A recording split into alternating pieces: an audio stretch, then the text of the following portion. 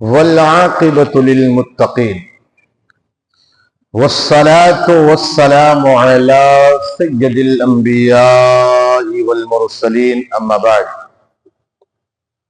فأعوذ بالله من الشيطان الرجيم بسم الله الرحمن الرحيم إن الله وملائكته يصلون على النبي يا أيها الذين آمنوا صلوا عليه وسلموا تسليما اللهم صل على سيدنا مولانا محمد بارك وسلم صلوا عليه صلاة وسلام عليك سيدي يا رسول الله صلى الله تعالى عليه وسلم بسم الله الرحمن الرحيم قل ادعوا الذين زعمتم من دون الله لا يملكون مثقال ذرة في السماوات ولا في الأرض وما لهم فيهما من شرك وما له منهم من ظهير ولا تنفع الشفاعة عنده إلا لمن أذن له حتى إذا فزع عن قلوبهم قالوا ماذا قال ربكم قالوا الحق وهو العلي الكبير۔ اے محبوب تم فرماؤ پکارو انہیں جنہیں اللہ کے سوا سمجھے بیٹھے ہو، وہ ذرہ بھر کے مالک نہیں آسمانوں میں اور نہ زمین میں، اور نہ ان کا ان دونوں میں کچھ حصہ ہے، اور نہ اللہ کا ان میں سے کوئی مددگار، اور اس کے پاس شفاعت کام نہیں دیتی مگر جس کے لیے وہ اذن فرمائے، یہاں تک کہ جب اذن دے کر ان کے دلوں کی گھبراہٹ دور فرمائی جاتی ہے، ایک دوسرے سے کہتے ہیں تمہارے رب نے کیا ہی بات فرمائی، وہ کہتے جو فرمایا حق فرمایا اور وہی ہے بلند بڑائی والا۔ قرآن پاک کا نزول یوں ہی نہیں ہوا، بلکہ قرآن پاک کا نزول کسی نہ کسی مقصد کے تحت اور کسی نہ کسی واقعے کے لیے ہوا۔ ایسا نہیں کہ حضور بیٹھے اور قرآن نازل ہونا شروع ہو گیا، ایسا نہیں، کوئی ایسا واقعہ پیش آیا یا ایسی کوئی چیز آئی، اللہ کا کلام آ گیا۔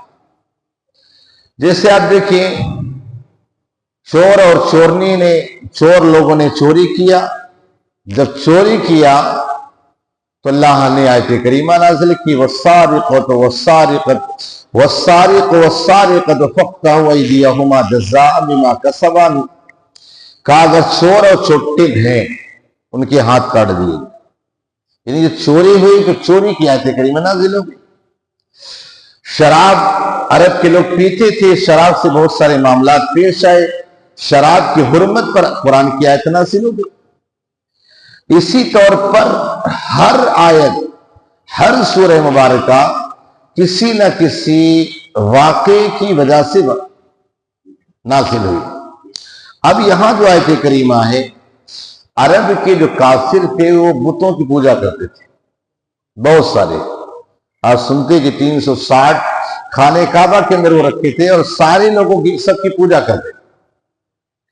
جب وہ پوجا کرتے ان کا عقیدہ یہ تھا کہ ہم ان کی پوجا اس لیے کر رہے ہیں تاکہ قیامت میں یہ ہماری شفاعت کروا کے رب کی بارگاہ میں جنتی بنا۔ کس لیے پوجا؟ شفاعت کرائیں گے یہ ہماری، ان کا یہ عقیدہ تھا۔ تو اللہ تعالیٰ نے فرمایا محبوب نے بتا دو زمین آسمان کہیں کسی چیز کے مالک ہی نہیں، ان کے اندر کوئی نہ نفع کا مادہ ہے نہ نقصان کا مادہ ہے، ان کے اندر کوئی چیز ہے ہی نہیں۔ کہا یہ باطل ہے، اور کہا قیامت کے دن یہ کوئی شفاعت نہیں کرے۔ اب آپ دیکھیں آج یہ جو دیوبند کے لوگ اور ان سے عقیدہ رکھنے والے لوگ بولتے ہیں نا کہ ماشاء اللہ قیامت کے دن کوئی شفاعت نہیں، کہا حضور اپنی بیٹی فاطمہ کی شفاعت نہیں کرا پائیں گے، ہماری کیا کرائیں؟ اب آپ مجھے بتائیں یہ جو آیت کریمہ ہے کس کے بارے میں نازل ہوئی، مسلمانوں کے بارے میں یا کافروں کے بارے میں؟ تو پھر تو ظاہر سی بات ہے یہیں سے پتا چلا یہ آیت کریمہ مسلمان کے لیے ہے ہی نہیں، لیکن پھر بھی آپ دیکھو ان کا کس انداز میں لا کے چسپا کیے اور بڑے آرام سے کہتے ہیں حضور تو میدان محشر میں شفاعت نہیں کرا پائیں گی، اپنی بیٹی فاطمہ کی بھی نہیں۔ تو قرآن کو سمجھنے کے لیے آپ کی عقل نہیں، اللہ کا فضل چاہیے۔ قرآن کو سمجھنے کے لیے صحابہ کی زندگی دیکھو، قرآن اپنے ٹرانسلیٹ کر کے اس کا ترجمہ کر کے آپ خود سمجھ نہیں سکتے، ہمیں دیکھنا پڑے اس کا بیک گراؤنڈ کیا ہے، اس کا پس منظر کیا ہے، کیوں نازل ہوئی، اس کے پیچھے ریزن کیا ہے۔ آج یہ جو گمراہ ہوئے نا اسی وجہ سے ہو گئے۔ اب بتائیے یہ آیت تھی کافروں کے بارے میں اور اٹھا کے مسلمانوں پہ جسپا کر دیا۔ جیسے ایک آیت کریمہ ہے قرآن میں فَإِنَّكَ لَا تُسْمِعُ الْمَوْتَى وَلَا تُسْمِعُ الصُّمَّ الدُّعَاءَ۔ کیا کہا ہے محبوب یہ مردے نہیں سنتے ہیں، محبوب یہ مردے نہیں سنتے ہیں۔ اب آپ بتائیں تو مردے سے مراد کون، ہمیں پہلے دیکھنا پڑے گا نا کہ ابو بکر کیا سمجھے، حضرت عثمان کیا سمجھے تمہارے کہنے سے۔ اب وہ دیوبندی کیا کہنے لگے، قرآن صاف کہہ رہا ہے کہ مردے نہیں سنتے ہیں، تو کہا جو منو ٹن نیچے مٹی کے نیچے دفن اس سے کیا جا کے اپنی التجا کرتے ہو، وہاں جا کے فریاد رکھتے ہو، کہا وہ کیسے سنے گا، کہا قرآن نہیں کہا۔ اب یہ مردہ کون ہے، تو جب تفسیر دیکھو گے آپ کو پتا چلے گا مردہ سے مراد کافر ہے۔ کیوں؟ کبھی ہوتا ہے نا، آپ جیسے باپ اپنے بیٹے کے بارے میں کیا کہتا ہے، حضرت سنتا نہیں، کیا وہ سنتا نہیں، سن تو رہا لیکن مانتا نہیں، سنتا تو ہے لیکن مانتا نہیں۔ اسی طور پر عرب کے جو کافر تھے نا، آقا علیہ السلام کی باتوں کو سنتے تھے لیکن مانتے نہیں۔ تو قرآن نے انہیں کیا کہا، یہ مردہ ہیں۔ قرآن نے کیا کہا، اب اس کو اٹھا کر لا کے اولیاء پہ چسپا۔ اب اسی طرح اس آیت کریمہ میں آیت ہے کس کے بارے میں، وہ جو بتوں کو پوج رہے تھے ان کے بارے میں رد ہے کہ یہ قیامت میں شفاعت نہیں کرائیں گے، یہ کوئی کام نہیں آئیں گے، اٹھا کے پیش کر دیا مسلمانوں کو۔ تو کیا یہ صحابہ پہ نازل ہے، تو کیا صحابہ معاذ اللہ بتوں کی پوجا کرتے تھے؟ بتائیے ذرا میرے۔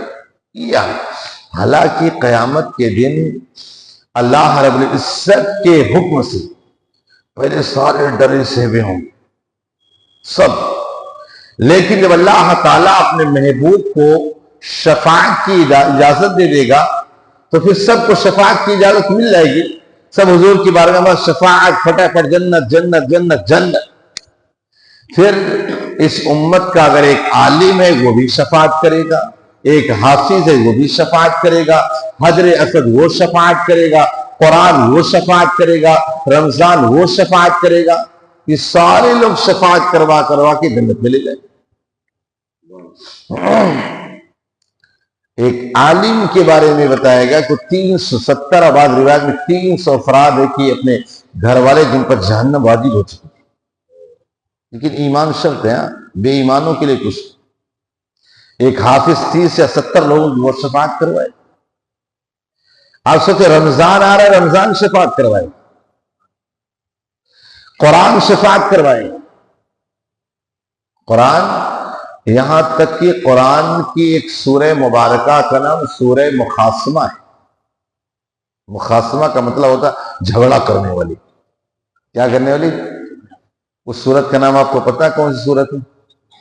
سورہ ملک۔ ماشاءاللہ سورہ ملک ہے، اس لیے کہ حضور صلی اللہ علیہ وسلم نے فرمایا کہ جو بندہ سورہ ملک عشاء کے بعد پڑھتا ہے اللہ تعالیٰ اس کو قبر کے عذاب سے محفوظ کر دیتا ہے۔ اور یہ سورہ مبارکہ کل قیامت کے دن اللہ سے کہے اللہ یا تو اپنے کلام سے مجھے ہٹا دے، یا تو اس کی شفاعت، میری شفاعت اس کے حق میں قبول فرما۔ اللہ تعالیٰ اس سورہ ملک کی شفاعت کی وجہ سے اللہ بندے کو جنتی بنا دے۔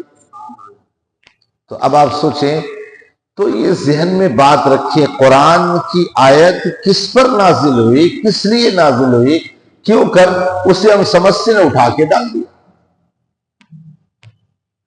یہ سمجھیں گے کب؟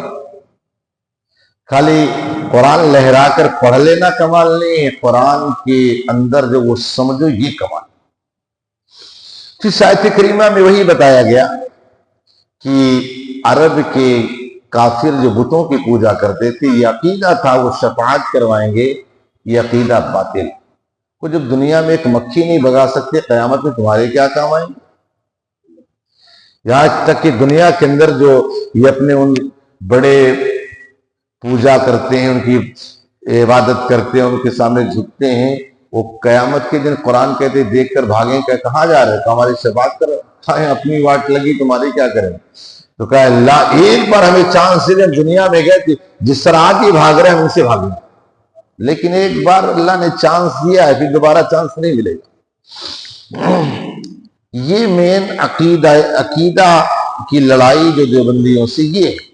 لیکن لوگ کیا ہے، وہ دیکھو فاتحہ کرتا، وہ سلام کر رہا، وہ مزار پہ سجدہ کر رہا، یہ ہمارا جھگڑا ہی نہیں لگا۔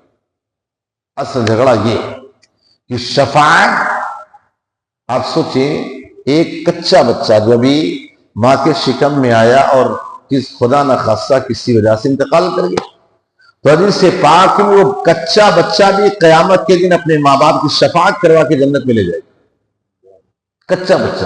اس لیے کہا کہ اگر بچہ اس طرح ہو جائے تو کہا اس بچے کا بھی نام رکھ دو، اس بچے کا بھی نام رکھ دو، وہ بچہ بھی آپ کی شفاعت کروا کے جنت میں لے جائے گا۔ تو الحمدللہ اہل سنت والجماعت کا یہ عقیدہ ہے اللہ کے حکم سے۔ کس کے حکم سے؟ اللہ تعالیٰ کے حکم سے۔ اب ظاہر سی بات ہے اللہ تعالیٰ جسے چاہے جو چاہے دے دے۔ اب آپ مجھے بتائیں کہ شفا کون دیتا ہے؟ اللہ دیتا ہے، اللہ دیتا ہے نا شفا۔ تو قرآن میں ہے کہ حضرت یعقوب علیہ السلام یوسف علیہ السلام جدائی میں اتنا روئے کہ آپ کی آنکھوں کی روشنی چلی گئی۔ یوسف علیہ السلام مصر کے بادشاہ بن گئے اور بہت سارا پورا واقعہ ہے۔ یوسف علیہ السلام نے، ان کے بھائیوں نے بتایا کہ باپ کی یہ حالت ہے، تو یوسف علیہ السلام نے یہ نہیں کہا کہ ٹھیک ہے ان کو لے آنا، یہاں اس مصر کا میں بادشاہ ہوں، بڑے بڑے طویل ڈاکٹر کو دکھا دوں گا، نہیں۔ آپ نے اپنے جسم سے کرتا اتارا، قمیص کفنی اتارا اور کہا لے جاؤ، ابا کے چہرے پہ ڈال دینا، ابا کی آنکھوں میں روشنی آ جائے۔ اب وہ لے کر کے قرآن کہتے اذهبوا بقمیصی ھذا فالقوہ علی وجہ ابی یأتی بصیرا، کہا اس قمیص کو لے جاؤ، ڈال دیا، جیسے ڈال آنکھوں میں روشنی آ گئی۔ اب آپ مجھے بتائیں شفا کس نے دیا؟ قمیص نے شفا دیا نا، کفنی نے۔ تو کفنی خدا ہے؟ کفنی خدا ہے؟ تو آپ تو کہہ رہے تو شفا اللہ دیتا ہے، یہ تو کفنی شفا دے رہی۔ ہاں شفا کیوں؟ بِإِذْنِ اللہ، اللہ کے حکم سے۔ حقیقی شفا اللہ کی طرف سے، یہ اور بات ہے ذریعہ اور سب بنائے جاتے ہیں۔ کہ قرآن کی آیتوں کو آپ کو سمجھنا پڑے گا، پڑھنا پڑے گا، تب جا کر کے ہوگا۔ ایسے ہی خالی اپنے دماغ سے سوچے یہ ہو گیا تو ایسا نہیں۔